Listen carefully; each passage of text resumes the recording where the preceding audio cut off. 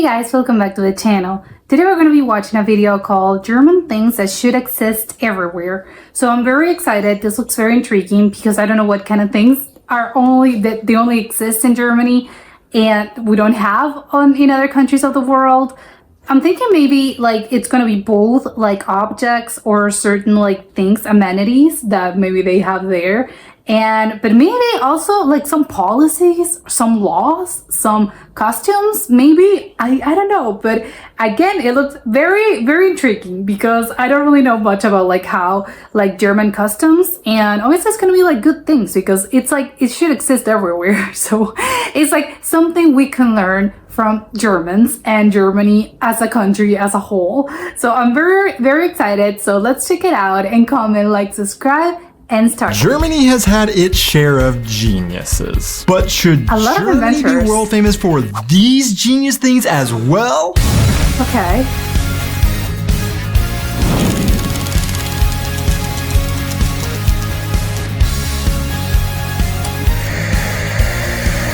Hey guys, and welcome back to our channel. I am Donnie, and along with my wife Aubrey, we are two Americans currently living in Germany with our baby, sharing all of our experiences living and traveling throughout Europe. One thing we often stress in our videos about cultural differences between the US and Germany is that there may not always be a right and wrong way of doing things, simply just different cultures and different world views. Well, except for when it comes to poop shelf toilets. Germans definitely have that one wrong. But after living in Germany for 4 years and having tried to see the world from the German perspective to challenge our American upbringing, we have discovered a few things in Germany that, well, are actually just genius. And either we wish the US had these things or did it this way. And that's exactly what I'm going to talk about today in my video. I've got one thing to say. Let's do it the German way. First, let me say that we are originally from a southern US state called Oklahoma and now live in the German state of Rhineland-Pfalz. So maybe some of these things are more specific to our life experiences and places we have lived. So let me know your experiences with these things in the comments below.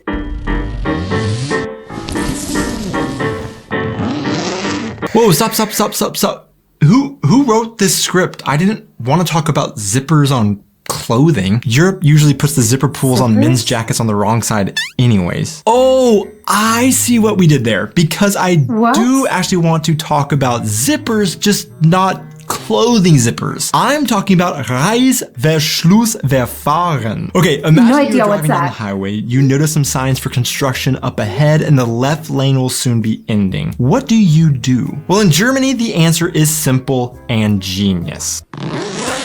But in the US, specifically Oklahoma, it's a heated debate. No, really, Oklahomans actually debate this all the time. Oh, this is a hot topic. What is the correct way to get out of a lane that's coming to an end? Well, we found there's no universal answer, but there's one method called the zipper merge. Waiting till the last minute. Popularity. When I was growing up, I remember going on road trips, and as we approached construction and as a lane would be ending, my father would merge way in advance, and so would everybody else. We would drive along with the lane that would be ending still open for a long way, and some cars would zip down that line all the way to where the construction begins, then merge over. For many Oklahomans, including my father, at least back then, this was viewed as very rude and cutting in line. Really it's like you're cutting in line. Drivers who actually do that.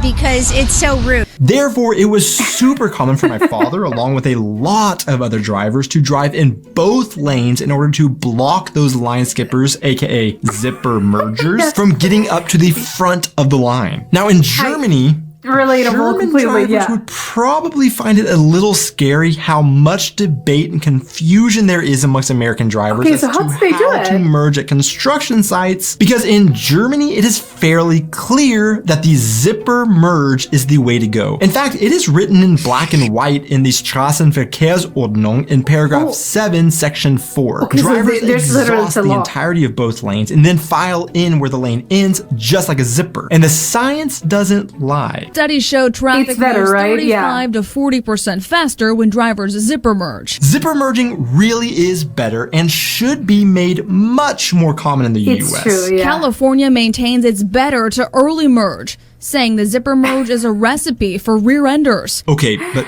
California does everything backwards, so I can't expect them to get it right. But come on, Oklahoma, let's figure it out. Yeah, you know what? It's interesting. The next interesting thing point. in Germany that I have found to be genius is their ice cream. So in the US, you have what I guess you would call American ice cream that we obviously like just call ice cream. And this is the dominant form of this dessert. But in Germany, ice can be a bit confusing because generally Germans don't always use different words to distinguish between ice cream and gelato, where Americans are very particular about making this distinction. Germans might call some ice cream assortments in Germany Amerikanisches Eis, or I've even seen ice cream American style if they know the difference. For example, Ben & Jerry's is an American ice cream brand, which you can find in most places in Germany. But to be specific, gelato style of ice cream definitely is the dominant form in Germany. So really, this genius difference is so good. Italians in Germany, but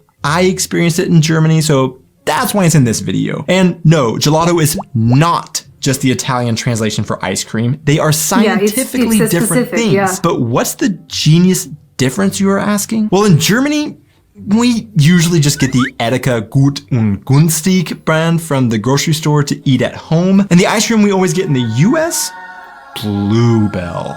Now, both of these are fairly good representations of the vastly different experiences of eating ice cream at home between Germany and the US. In the US, you want some ice cream, you grab your spoon, you grab the ice cream out of the freezer, you go to scoop it, and... Or straight out of it.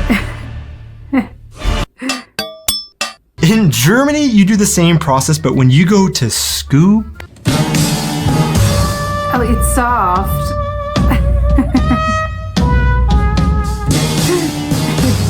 It's like a whole experience. It's a whole every time you get ice cream in Germany.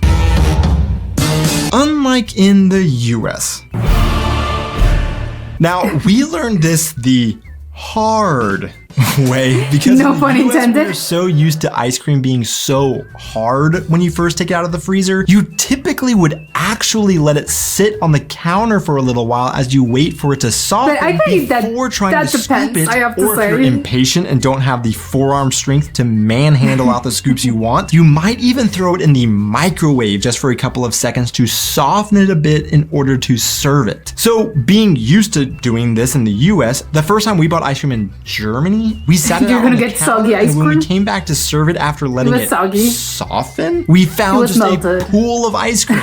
That's when we learned, oh, in Germany, the ice cream is soft straight out of the freezer, and if you let it soften before serving, it's just going to completely melt. So why is ice cream so genius in Germany that they have engineered it to be soft and ready to enjoy straight out of the freezer? Well, since I am just an expert at eating ice cream, not an expert at making ice cream, I had to look online and I found that there are a couple of factors that contribute to the hardness differences, namely amount of fat, freezing temperature, and amount of air in the ice cream. So I try to compare the ingredients between these two brands and the nutritional information to compare the fat content, and they look to my untrained eye fairly similar in terms of the ingredients, and some variations exist in the fat content in minor ways. So from what I can tell, it seems like the secret actually is air. No, the air in Germany isn't pure or better, but the amount of air whipped into ice cream during manufacturing must be what's causing the texture difference. Now, I personally have never purchased American ice cream in Germany that is true American ice cream that you can also get in the US, like Ben & Jerry's. And in my research for this video, I did get curious as to whether or not it is sold as hard as American ice cream typically, or if it is Germanized and is soft. So this is going to be a live on-camera test. I got my first ever Ben & Jerry's ice cream in Germany. I literally grabbed it out of the freezer just now and sprinted up here to see if it's soft or hard. Let's see. It's gonna be soft. Oh. Yeah. That's actually pretty soft. Yeah. I wouldn't say it's as soft as normal German ice cream, but that does seem like it's softer than maybe what I would typically get in the US. That could be maybe a difference in the freezer temperatures, or it could be the fact that this is a super hot room with no air conditioning, and in the US we have air conditioning, so the houses are freezing as well, so it started melting quicker than it typically would in the US, but I think it's the temperature.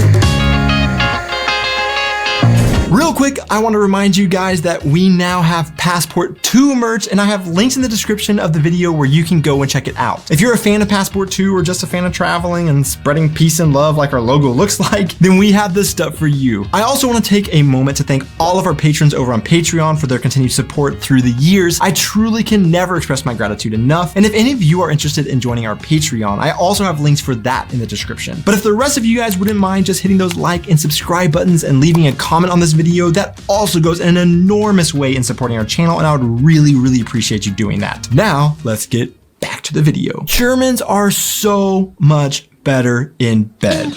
At least designing beds. They are so much better at how they put together the bedding. What I mean is, in my personal opinion, German beds are so much more genius than the traditional and general American beds. How different could they be? When you very first see a true bed that a German couple would use, you will see that they normally are made something like this. Whereas American beds will be made like this. This one German norm that, to be completely honest, has tried to divide our family, and we have had to have many discussions about whether or not we will adopt it. I am in favor of going full German with this, but Aubrey just can't bring herself to become comfortable with, well, that is having separate duvets on the bed for each of us to have our own. Yes, in the US, when a couple sleeps in the same bed, there will always be just one comforter, duvet, sheet, or whatever the covering may be, and that's something that I never questioned until moving to Germany. However, in Germany, couples will each have their own duvet and not share between the two of them. And I don't think it can get any better than that, to be honest. I love the idea that we don't have to fight over the covers at night when one person rolls over and burritos themselves, the other isn't left in the cold, and I can wrap myself up in a shield from Aubrey's ice cold feet at night. Now, for Aubrey, she has said that she loves the closeness without any barriers when we have just one duvet. To her, it feels kind of like a modern day compromise of the separate twin beds for a couple you would see in the 1950s, for example. And in her opinion, the US has just completed the normal progression from separate twin beds to sharing the same bed and sheets, whereas Germans are stuck somewhere in the middle. But beyond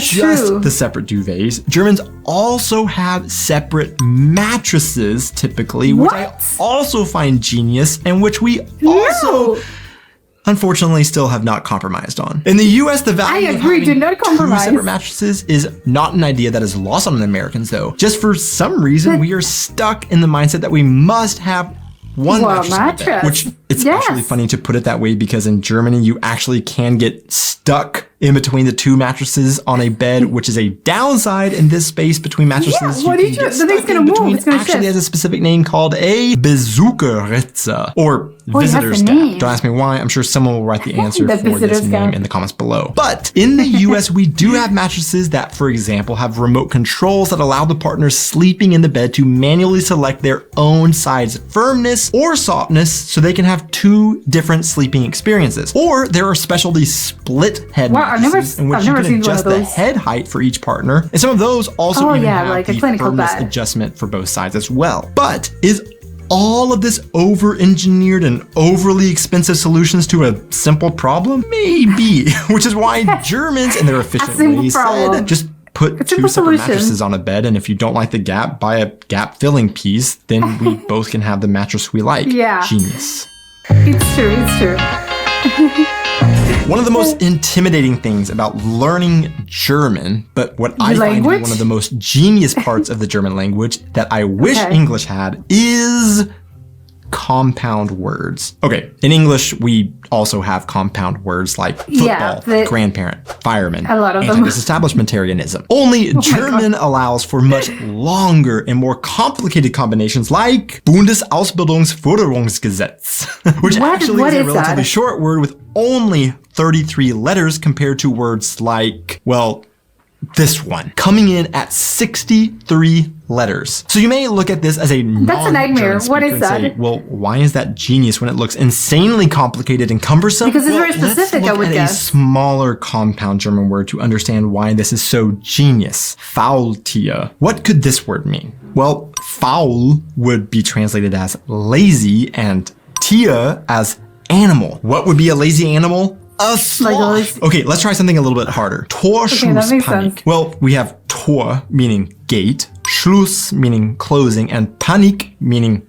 well, panic. So obviously this word means the gate closing panic you feel when your town is closing the city gate at night and you're going to be locked out. Well, at least it's a feeling that is similar to that medieval feeling, I guess, because it actually means like as if everyone has that fear. You're going to be missing out on something in life, such as marriage as you get older and are still single. But do you see the genius in this system? Age to get These married. incredibly long and scary German words are actually just a bunch of smaller words smushed together. Rather than when a word maybe doesn't exist in a language, a new invention comes along, or somebody has a hard time explaining an emotion, German allows for new words to be made using old words that everybody can understand, rather than inventing up some new term that nobody else would be able to understand. For example, how often do you find yourself cooking a nice boiled egg but can't actually eat it? You try cracking it, rolling it, smashing it to get that delicious soft inside, but every time it just ends up being a crumble mess of shell and egg. No, just crack it again. Well, not anymore, thanks to the German engineering and the Eierschalen-Zollprüfstellen-Verursacher. Yep, that is an actual tool in Germany, although the name technically is a gimmicky marketing stunt that takes advantage of the German language ability to create insanely long words. But that doesn't change the fact that a German could look at this word and read it as eggshell intended breaking point causer, or something like that. Oh, and this is a fun example because this word is like a Russian nesting doll, where inside this compound word you have other compound words already. Sometimes words could even be infinitely long, like technically could be done with numbers, considering numbers in German are all spelled out as one word. For example, 999,999 is spelled like this. So the higher you count, the longer the word gets. But essentially, if English had the same rules as German, this old law, which is translated like this, would simply be written like this. So genius. To see who made it this far into the video, the random question of the week is: how often do you wash your jeans? Thanks so much for watching, guys. Be sure to hit those like and subscribe buttons, and I will see you Do Germans have a specific way to wash their jeans? The ice cream?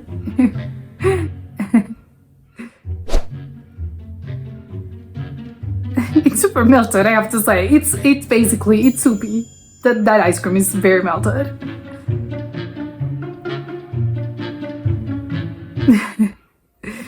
Oh yeah, this very interesting, very unexpected. I wasn't expecting a lot of things. I think probably what blows my the one that I'm so surprised by, besides the words, obviously, because the words are, I think German in general, like the language, I think it's a very intimidating language because, you know, you see those words, those super long words, and there's like a lot of C's and a lot of letters, and your brain can like malfunction a little bit. And I think it's a little intimidating. But I like what he says. It's true, because you have a lot of like compound words, and it's just like compound words on top of compound words and everything's like that, which again, I think it makes it easier because once you learn like a few words, you're gonna know like a lot of them. It's not just like another language, which I think, well, I don't know if like other languages have it, but it's true. Like I get it. I get his point. That is just, I think, probably like easier, and I think the advantage is that it gets very specific, and you don't really need to like, oh, what this weird word means. He's like, oh no, just by learning, if I know the language, by seeing the word, I know I know what it is, which I think it's genius probably. And although it looks intimidating from the outside of someone who doesn't speak the language, I think once obviously that you know, and for Germans and other people that know German, it's like, oh, okay, like I can tell you if I've never seen this word in my life, I'm still gonna know like what it is. So I like that. I think it's very like a lot. I don't know how many other languages have that, but I think it's great. More languages should have it probably. But the thing that I think it's like mind blowing to me in a way that I'm like, I don't know if I could get used to, and I think I'm with his wife, because the thing about the bed, I'm so like, wait, what? So it's normal in Germany that you have like two separate mattresses and 2 separate duvets. That's so weird to me. It's like, well, again, because the thing, like, well, you put 2 mattresses and of course they're gonna shift. So it's like, well, there's gonna be like a huge gap in here, and when you roll over, when you're falling asleep, like someone's gonna fall. You're gonna like get on oh no, you're gonna feel like you probably like fell when you're asleep, and you probably won't be able to fall, because obviously the things are gonna shift like that long, that the gap's not gonna be like that large.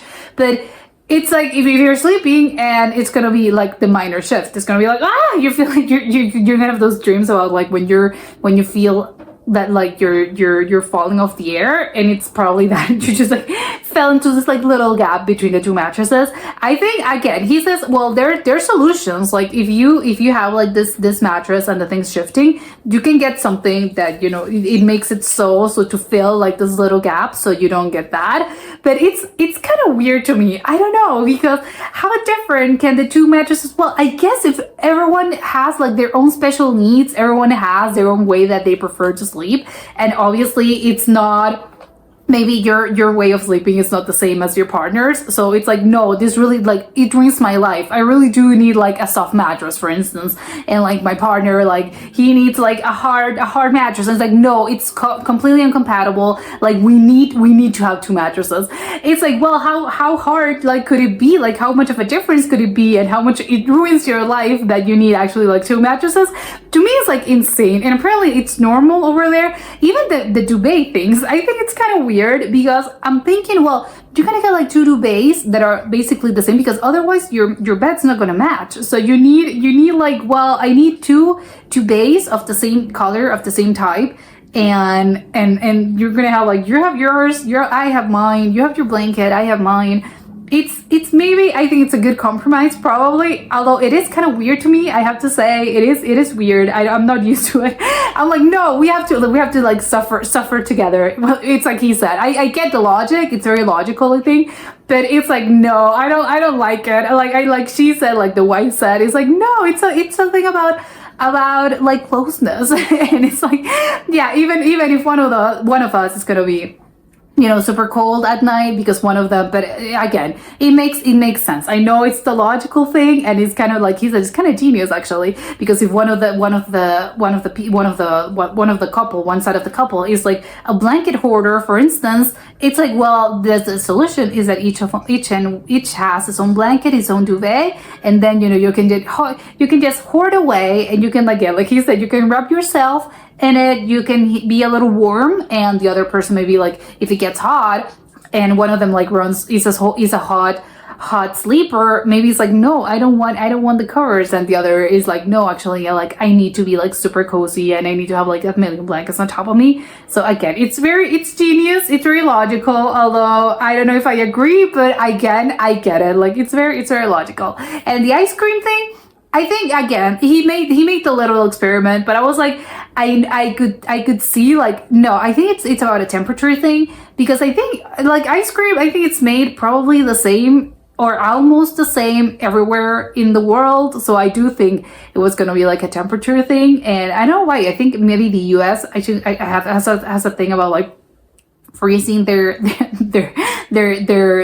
edible goods and their ice cream, but I think it's more about preservation, maybe, I don't know, but I do think it's particular to the US. I don't think it's like particular to the whole world. And the merging of lanes, yeah, again, I could see what he was talking about, because yes, once you've been in that situation, I can see like when people are driving like in the middle of the road because they don't want anyone to like, because they're cutting in line, so you're like, no, you're not gonna cut in line. But again, I know it's just a mental thing, because like he said, like, no, actually, like science says that it's better to just merge when the road's over, when you're like nearing the end of the road, like that's when you should merge. But I think it's a psychological thing of you're like, no, they're cutting in line.